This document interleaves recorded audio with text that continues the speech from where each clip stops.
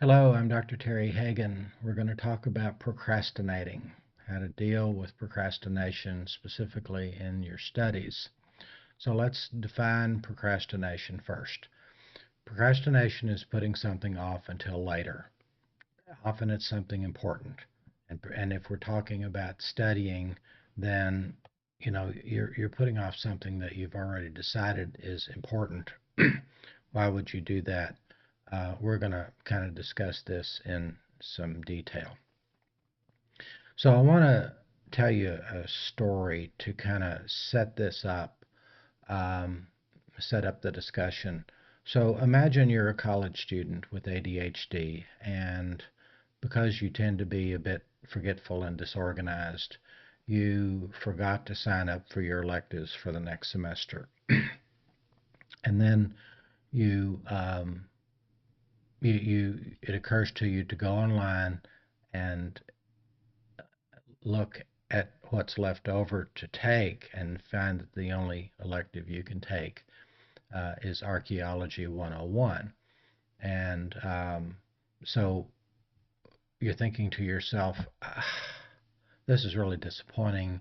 Archaeology is about people digging around in the dirt looking for bones and broken pieces of pottery. I have no interest in that. I'm going to dread having to take this course. But then you think, but if I have to take the course, uh, maybe I need to look for a better attitude here. So I think I'm going to go meet the professor and see what he says about the course. So you meet the professor and you ask him, among other things, why did you decide to make archaeology your life's work? And he explains it to you, and 45 minutes later you walk out of his office thinking, oh, I get it now. I understand how people all around the world think archaeology is a really cool subject. So I'm gonna get into this. I know the professor already. He likes it. I'm gonna like it. I'm gonna read ahead. I'm gonna come to class. I'm gonna sit toward the front. I'm gonna ask questions. We're gonna have some real interesting discussions, and I'm gonna ace every test. So notice the contrast in that positive attitude versus the attitude of I'm going to dread having to take this course. If you tell yourself I'm going to dread doing this, then you're making yourself unhappy, and because you're not really engaged with it, you're not going to focus well, and you're going to end up doing work that it's not your best work, and it's going to take a whole lot longer to do than if you have this more positive attitude. So if you choose to engage and be positive about it, then you're making yourself happy. And because you're buying into it, you're engaging, you will focus better. And because you're better focused, then you'll do better work in less time. You can be unhappy about it, or you can be happy about it. And it is a choice. And so in the sense of studying, be aware of this feeling that we have sometimes that we dread doing it. Um,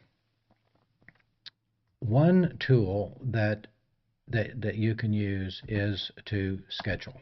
So everybody knows that a study schedule is what students end up doing because you have a certain amount of time that you have to get your work done, and so the point I would make is that by scheduling it out realistically, um, not too tightly scheduled, with enough breaks that such that you don't burn out early.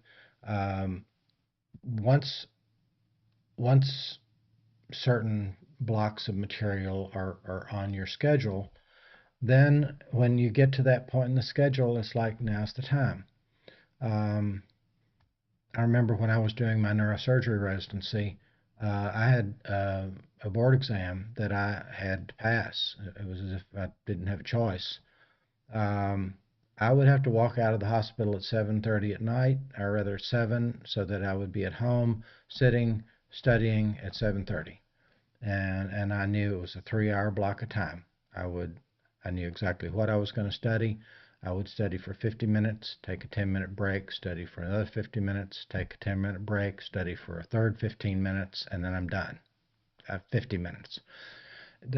So this is the concept of scheduling, also blocking time, and a 3-hour study period is usually not something that's going to burn somebody out at just about any level of education. So the point there has to do with putting things on a schedule and then sticking with your schedule as a way of managing procrastination. Um, so another suggestion is in this area of self-awareness to ask yourself if your mind is not on it or if you're having a tendency to put it off, what's going on with me? Am I making excuses? Am I feeling sorry for myself? Am I you know, what's going on with my emotional health? Am I unduly stressed by something that has nothing to do with school? Uh, or am I, on the other hand, sleep deprived? Maybe I did the wrong things last night. My brain's not working well. You do have to ask yourself what's going on with me and be willing to give yourself honest answers. And then once you have that insight, it is still your choice as to whether you continue to study, maybe at a slower rate, maybe you're not absorbing it quite as well, but you're still making progress, or decide that this is not going to work. Having thought it through, this is not going to work. I'm going to reschedule it. That's not quite procrastination when you make a deliberate decision to do something at a time that you will be better focused. Next, there is something to be said about teaching yourself to stay focused. This is think of focus as a skill. Those of us with ADHD will focus well when we're engaged and when something is interesting, something maybe have captured our attention, or we may just simply be into what we are studying. It may be our favorite subject. Um,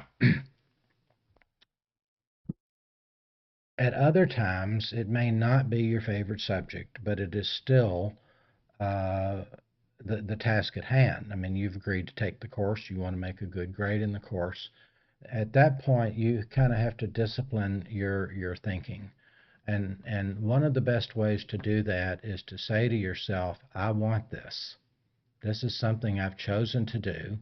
If it's worth doing, it's worth doing well. It's going to feel good if I do it well. And so I need to be focused only on, for the moment, this is not for the rest of the day or for the indefinite future. It's just for the moment.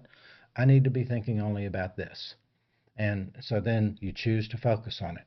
And I would add, you choose to have fun with it.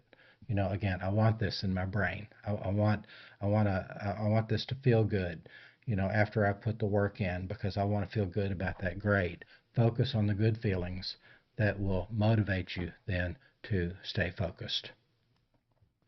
So that's a list of suggestions as to how to regulate your tendency to procrastinate. Remember that procrastinating is often a matter of putting something off that's important in favor of doing something that's not as important but maybe more fun. There we get into, let's say your study area at home has some plants or maybe an aquarium, and you're just not focused, and then you see some things you could do to the plants or something that needs to be done to the aquarium, and then you allow that distraction. You do have to discipline yourself to either move the distractions out of your study environment or just simply discipline yourself to say, I'll have to do that later. Focus. Back to the task at hand.